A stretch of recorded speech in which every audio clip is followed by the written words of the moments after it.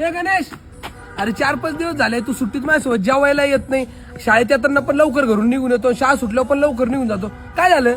अरे तू नापास झाला ना तर मम्मीनी सांगितलं माझ्यासोबत राहू नको. हा काही विषय नाही. हा कोण आहे?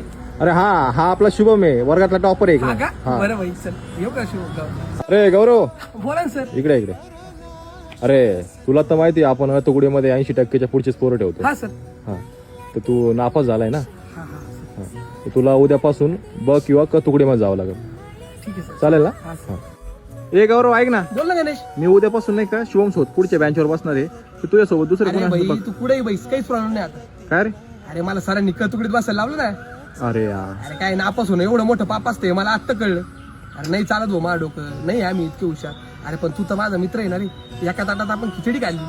तू तर माझ्यासोबत बोलायचं सोड, तू तर माझ्यासोबत बेंचवर बसायला सुद्धा तयार नाही. आणि ते सर्वांना म्हणतं माझ्यासाठी सर्व मुलं सारखे. आणि मी नापास झालो, तुम्हाला म्हणे तुकडीत निघून जाय. अरे मी नापास झालो मला मान्य आहे, पण मला कोणी विचारलं का रे का तू का नापास झाला? अरे मागच्या महिन्यात जिल्हास्तरीय कबड्डी स्पर्धेत जे सुवर्ण पदक शाळेला मिळालं ना, त्या टीमचा मी कॅप्टन होतो. आणि त्या कबड्डीच्या नादातच मी नापास झालो. आता ह्याच्यानंतर मात्र मी लक्षात ठेवत का खेळबिळ काहीच नसतं, फक्त अभ्यास करायचा. कारण खेळल्यावर इज्जत नाही भेटत, फक्त अभ्यास केल्यावरच इज्जत भेटते. हे मला आता कळलेलं भाऊ. आणि आता ह्याच्यानंतर तुम्हाला शोध नाही बोलला तरी चालेल, मला तुझ्या आयुष्यात काहीच करायचं